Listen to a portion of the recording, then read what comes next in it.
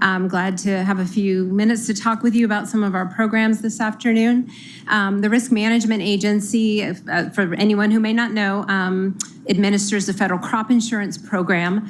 The federal crop insurance program is about a $200 billion program providing risk protection to farmers and ranchers nationwide on a variety of crops as well as livestock products. Under our crop portfolio, we have several different insurance type programs. We've got a multi-peril crop insurance product that covers about 130 or more crops, hundreds more actual crop varieties. We also have a rainfall index product, 3 products available under the rainfall index program. And then we have what's known as a whole farm revenue product, which covers, as it states, the whole farm, everything that's grown. It's really for diverse type operations. Those products pay out on yield or revenue or both. And the revenue is clearly our most popular product. When you start talking about some of the more common crops like corn, beans, wheat, you're talking about market penetration of high 90% of producers in the country have crop insurance. So it's not something that is an add-on, it's a almost must-have. So that is our main product, very reliant as far as those row crops on the futures markets. When it comes to our livestock products, we have 3 primary products. Our livestock revenue product, which covers decline in price. That's a very popular product. About, let's see, I think about $22 billion in coverage on that one. We have livestock gross margin, which is actually covering the difference between the livestock revenue and the feed. That one's a smaller program, only about $10.5 billion and in liability. And then we have our dairy revenue protection, and I'll just defer to Dr. Newton on any questions with that. Our dairy revenue protection covers milk production and is probably our newest product at about $12.5 billion in liability, covering about 50 billion pounds of milk. None of our products in the livestock area cover animal mortality. All of them are just either revenue or margin, yield, but we don't actually cover the animals themselves. And so that's just, I guess, a high glimpse of what we cover under the crop insurance program. Thank you for your comments. Now we will have Ms. Cromley from USDA FPAC. Good afternoon. My name is Mary Catherine Cromley. I'm a senior advisor for the Farm Production and Conservation Mission Area. I'm here to talk a little bit about the programs offered through the Farm Service Agency.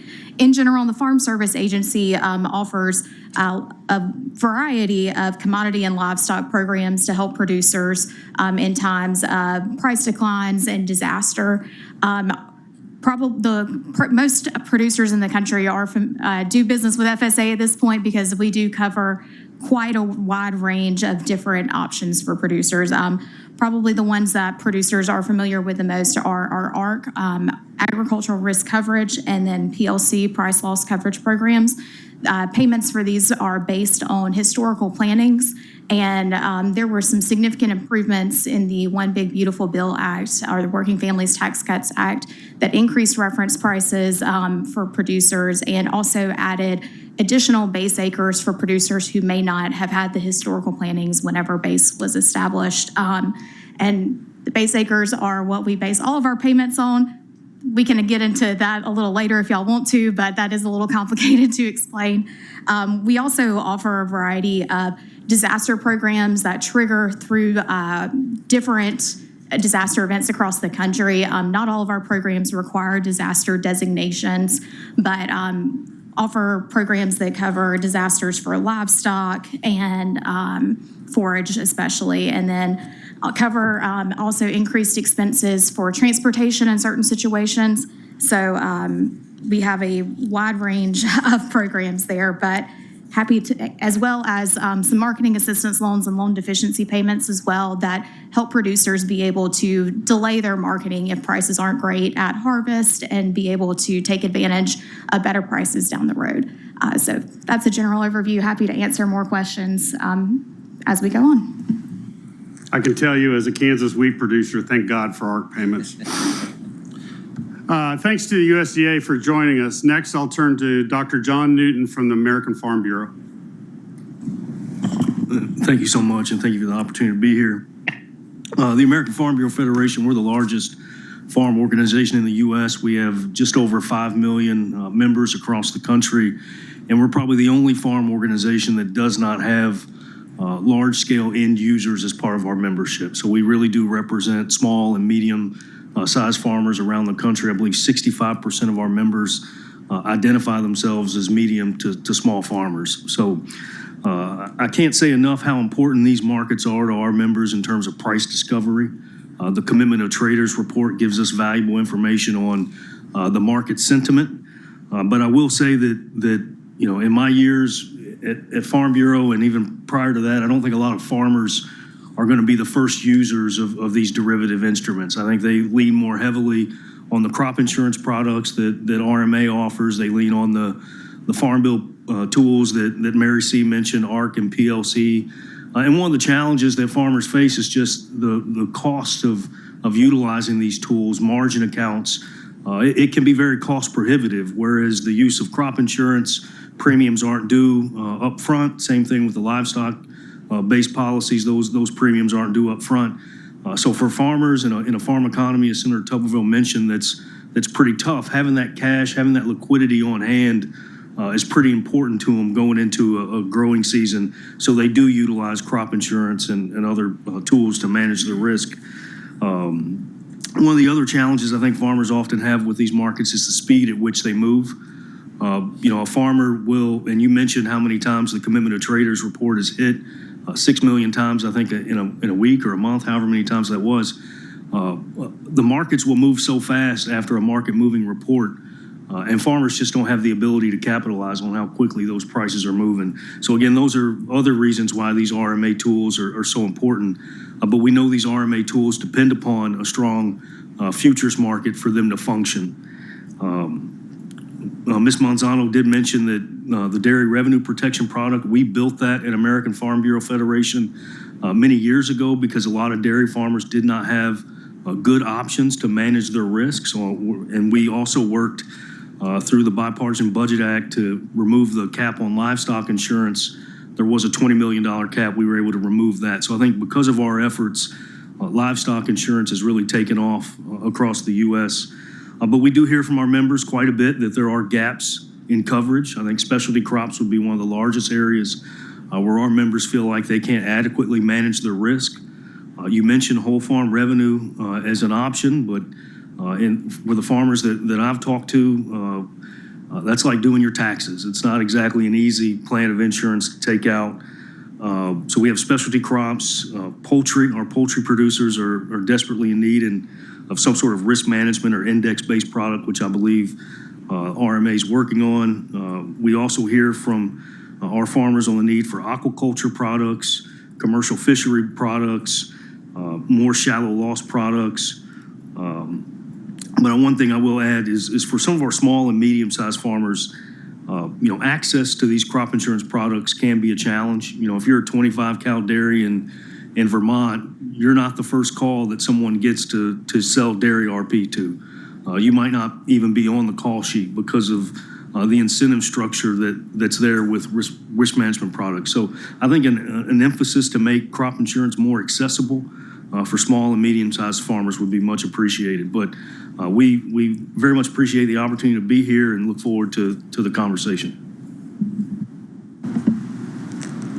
Thank you, John. Now I'll turn to Ms. Kate Thompson from the National Cattlemen's Beef Association. Thank you. Good afternoon, everyone, and thanks for the opportunity to be here today. Really appreciate, Ms. Chairman Seelig, Emma, everyone who went into really organizing this meeting. So looking forward to the discussion. My name is Kate Thompson. I'm a Director of Government Affairs for the National Cattlemen's Beef Association. We represent cattle producers across the United States, large, small, really the whole gamut. We have around 25,000 individual members and around 175,000 other members represented through our 44 state affiliate organizations. A lot of our members do use both a lot of the USDA programs as well as the futures and options market. So we kind of play a dual role there, working on both of those issues for a lot of our members. I think when we talk about ag risk management, futures are rightly viewed as one of the big mechanisms and one of the positive ways that a lot of our producers can manage their risk. Like Mr. Newton mentioned, sometimes, it's not very accessible for a lot of producers, for your smaller operations or even your mid-size operations. There's just a lot of other things that go into, operating and purchasing and trading futures contracts. I think that, that's why certain programs like the Livestock Risk Protection Program, as well as the Livestock Indemnity Program are so critical and truly complement the futures markets. I think if we have multiple options, we can really help a wide range of producers in that realm. LRP, a lot of our members use that. It's a federally subsidized insurance product. Essentially, it protects from a price decline, so producers can pick a coverage, set a price floor, while also allowing producers to benefit if the market actually moves positively and in their favor. We have a lot of producers that work on this. We have been working on this. Our organization recently put together, an LRP task force, kind of looking at other ways to expand coverage. I think there has, over the years through the LRP program, there's been some great enhancements. I know USDA and Congress have worked a lot to make the program more accessible. And I think continuing to find ways to really improve the program would be a great step. And I know you all are already working on that. One of the things that we have started exploring as kind of a gap that has popped up here and there really is looking at coverage options for bred cows, bred heifers, and beef cull cows. So we've been having some discussions internally with our organization about finding ways to protect some of that breeding livestock that, that very high value. And so we're going through that task force right now, looking at recommendations on expanding into that realm. I think especially as we look, towards retaining and rebuilding this U.S. cattle herd, the more options there are and the more coverage options there are for our producers is a really good step. I think, again, with the Livestock Indemnity Program, it's a very well-used program. This program essentially provides assistance to livestock owners that experience losses, due to extreme weather or due to, predator attacks from federally protected species, as well as disease issues that are popping up. And so I think that's a critical program. And I think if we can continue to work and look at ways to improve that, I know, again, there's been a lot done through USDA and Congress on continuing to find ways to improve those programs. And I think that's something we definitely want to keep exploring. Ultimately, effective risk management is a lot of different tools. We have producers that use all of these different tools, and I think ensuring that these products, evolve as the industry evolves, I think is kind of a key piece to this. When the industry changes, the tools that they have need to change as well. And so, again, thank you. Look forward to the discussion and appreciate being here. Thank you, Kate. Now I'll turn to Mr. Matt Frostick from the National Corn Growers Association. Thank you, Chairman Seelig and staff, for sponsoring this Ag Advisory Committee and for calling today's meeting. I'm Matt Frostick, a corn farmer from Applegate, Michigan. I am currently serving as the first vice chairman of the National Corn Growers, and I will take over the president in October. Founded in 1957, NCGA represents more than 36,000 dues-paying corn growers in 48 states and interests of more than 500,000 farmers who contribute through corn checkoff programs in their states. NCGA and our affiliated associations in 27 states work together to help protect and advance corn grower interests. I want to echo the comments from the USDA officials and emphasize the importance of the commodity programs, crop insurance, and the suite of disaster economic assistance programs. In 2025, corn growers purchase federal crop insurance on over 90 million acres of corn.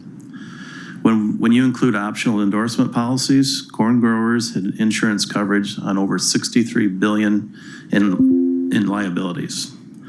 Last year's One Big Beautiful Bill Act included investments in the commodity and crop insurance programs, including several recommendations from corn growers to strengthen these tools. Commodity markets also provide important risk management tools for producers and agriculture and industry, including direct hedging opportunities and through price discovery. Among agriculture commodities, corn futures are considered highly liquid with high volumes of daily trade. As we talk about potential gaps in risk management tools, low commodity prices and high input costs are top of mind for corn growers and my fellow producers across this country. A year ago, NCGA launched an input task force to identify solutions to bring costs more in line with today's commodity prices. I'm leading these efforts along with other corn state associations. NCGA recently released a report focused on comparative analysis of corn and soybean input costs in the United States versus Brazil. The findings show that the U.S. growers often pay more than their Brazilian competitors, a difference that matters for farm profitability, the global competitiveness of U.S. agriculture, rural economies, and the long-term strength of U.S. agriculture. Some of the key findings were important in this conversation include margin pressure is becoming a structural pressure on farm viability. Input cost transparency should be part of the broader conversation about cost structure and market function. Farm policy should reflect the full cost of staying competitive. While the USDA has very solid programs focused on commodity prices, yields, or both in terms of revenue, input costs are not easily factored into the program design at the farm gate level. In federal crop insurance, margin protection policies for livestock and row crops do exist. However, there are several issues that have kept participation fairly low for corn, including current margin policies designed for area-wide losses at county level, not at a producer level. The producer deadlines are in the fall instead of typically spring deadline for underlying policies. And the margin is determined by a basket of goods that may not match grower practices. USDA and our industry partners are aware of these concerns and are continuing to innovate. With the futures market, input costs are not easily hedged at a scale suitable for most producers. For example, it is difficult to have enough useful liquidity in a fertilizer contract because of the significantly more localized pricing of a fertilizer like urea or phosphate. Though some smaller contracts exist, the most active urea contract for 10 tons, which is too big for most smaller family farms to participate, leaving them without a tool to nimbly navigate or price volatility. NCGA is continuing to work these issues and appreciate the opportunity to highlight the growing challenges producers face. As we look to the future, we are also working towards sustained growth in demand for U.S. corn and corn products like ethanol, sustainable aviation fuel, maritime fuel, and bio-based products. Thank you for your time.